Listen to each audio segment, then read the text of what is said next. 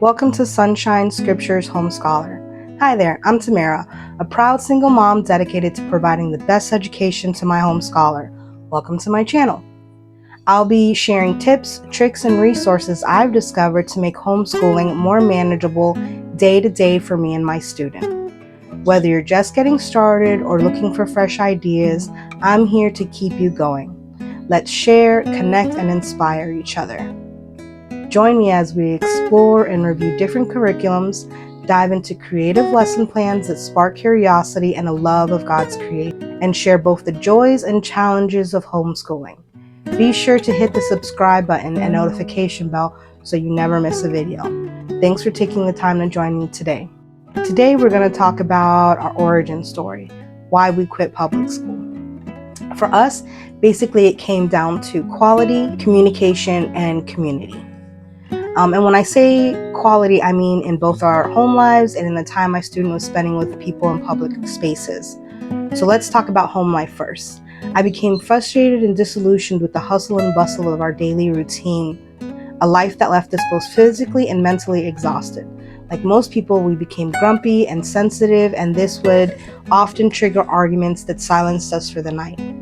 I feel that while we still have issues, because at the end of the day, I'm a parent and I have to discipline my daughter, we learn to talk to each other in a way that helps us get our point across. And that's a two-way street. Most importantly, it's about the reception of the message or the communication on the other end being acceptable and being nurtured. Delivering information in a way that it's nurtured to cause somebody to think and change and just all around be, in harmony with one another. Since, we became a homeschool family, we are spending a lot more quality time together and can better meet each other's expectations. As for at school, it's not really the teacher's fault, but classrooms in public school and sometimes even some private schools are so large and they have to move the students through material at the same pace. I remember in particular, one day my daughter came home and was so upset that one of the students in her class needed help understanding math material that was missed because they had been pulled out of class for the gifted program. Bless her heart, I have no idea what the teacher was thinking, but they said to the student, "You're in gifted, figure it out." My ears popped. Even our brilliant children may need at some point someone to walk them through material that their minds are not ready or unable to process with the information that they already have. And they need a little bit of outside help to go ahead and understand it. I knew my daughter was starting to have a hard time with math scores, and I later down the line in combination with her explaining that interaction with me. And I asked the teacher to provide me with information on the concepts in math that she was struggling with so that we can work on at home.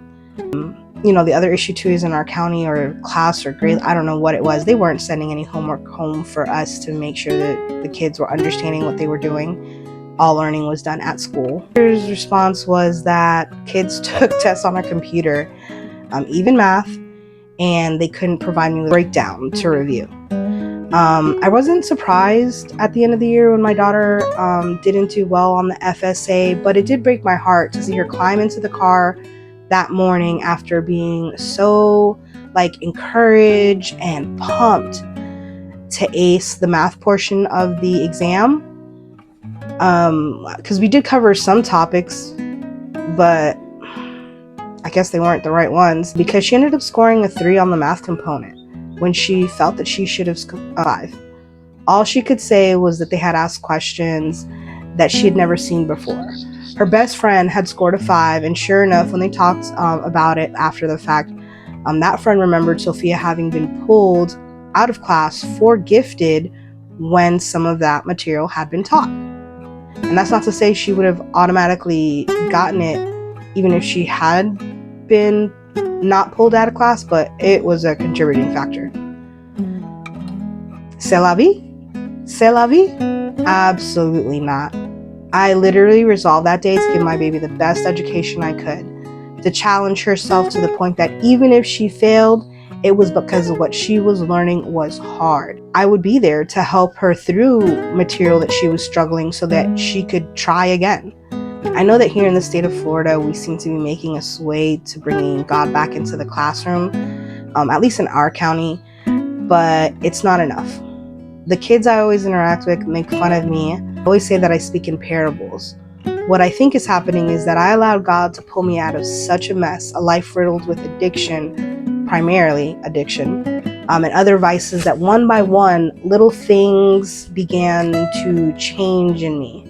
My bitterness passed, and more, His heart and His grace began to act on my future, regardless of what I had experienced in my past.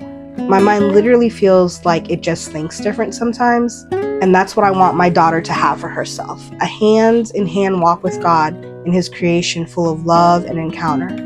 A little known fact, in The Origin of Species, Darwin never denied the existence of God, but his work has been manipulated by those that followed him because he sat on the fence. Or maybe it was an afterthought to speak about God, or maybe that he felt his material was already controversial and didn't want to put God into it, because then the material wouldn't have been accepted by his peers if he established it on the wonder of God, the wonder of God and His creation. All I can say for now is God created Adam from the dust as a full-grown man. If God speaks, I'm glad 5 billion-year-old star right there, because it will shine just right. His thoughts are always greater than mine. His ways are always greater than mine. And thank you, Jesus. The next issue that we struggled with was communication. As you can see, it's communication and quality are tied hand in hand in a certain way. But one aspect was that there is also a communication breakdown that happens when you're struggling with peer pressure, when your student is struggling with peer pressure. There is no doubt that socialization of children is important, but being at school did nothing to help her become more confident in her communication with other children and adults. She was actually bullied for reading more and doing less group activities with students that gossiped about dating and gang affiliations. I wish I was kidding a little bit about this one, but little 4th graders were repping their little neighborhood gangs and fighting about it like it was normal. It is now, and has always been since the beginning of time, important for parents to be mindful and take control of first mention when it comes to sex, drugs, and money. And that sounds like the subtext of the movie, but these are the times that we're living in. Yeah, it does. It seems far-fetched, but you don't know what other kids are living through at home, and we all know that many have no filter and will say it at school. Most of the time, they won't say it in front of the teachers, they'll say it in front of the kids. I actually have 2 children. My oldest is actually 8 years older than my youngest.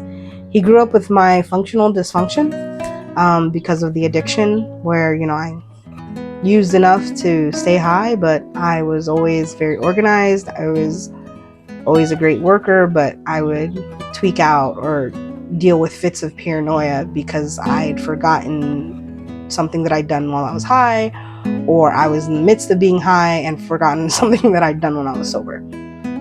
I kind of laugh about it a little bit now because it's just so ridiculous, but I know that my son suffered a lot.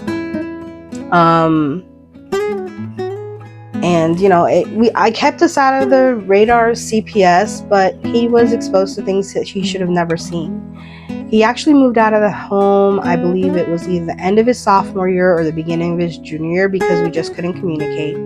He couldn't resolve the change of who I was to who I was in the past, to what God and the reverence of Jesus and His sacrifice on the cross was doing in my heart and in my mind. I learned through him that I needed to be accountable for my actions and to talk to my daughter in a way that she learned to be a leader and stand firm in her identity, and that she'd be comfortable, confident, walking away and to leave people to their own mess. Your kids, my kids, all kids will always revert back to the saying, so-and-so's parents let them do it or do it for them. Not my monkey, not my circus. What's beneficial for them doesn't align with my goals and my walk. In the Bible, we see it all through kings, and men did what they thought was good in their own eyes. it's so hard, but I've been able to move into a place due to more hardship than I really should have taken me to learn the lessons, in which if I can't respond like a saint, I'm not going to say anything detailed at all. A clear and present no. You cannot play with that friend. You cannot play that game. I will not buy that for you. Fill in the blank, because it's not for you. And last, our concern was community. Again, community has already been touched upon in the previous two topics. The community that children have with their peers, the community that I form with the other teachers at the school. But I really learned to focus on building a community of fathers and mothers, like-minded fathers and mothers that are raising like-minded children, future citizens, and a remnant. If a whisper could trigger an avalanche and a drop could ripple through still water, how much can loving God and each other like Jesus loved us change matters? Whether your community is a small group, a co-op class, an online play date, a weekend sports team, the people they see every week at the store. Community is not people that tell you everything you're doing is great. To be honest, community is people that redirect you, that help strip you of unnecessary baggage so that you can walk out this life in a way that glorifies God. And for that reason, those are my three main focuses this year, and have been since I began the journey last term. So she's a 5th grader. We made the transition over the summer between 4th grade and 5th grade. I really do hope that there were a few things that you felt resonated with the goals and vision God has placed on you for your family. While my primary goal is to teach my daughter about God's creation, a close second is definitely creating a community. I'm going to try to post videos bi-weekly at minimum, and I will be posting how-to videos, interviews with fellow homeschooling families, both the parent and the child, resource reviews and lessons. And like I said, my daughter is a 5th grader, but we're going to be talking to parents that both have younger children and older children that they're homeschooling, so that we can get to know what works for them. I don't want to just let this be a focus on 5th grader. Next year she'll be a 6th grader. We're halfway through the term already. My next video is going to be about how I first organized our little scholars for their first term, and then I'll probably do a follow-up video on what we switched as we entered into spring term and why we made those switches. Until the next video, be sure to hit that subscribe button and then the notification bell so that you don't miss any of the videos. Thank you again so much for joining me and being here. Bye till next time.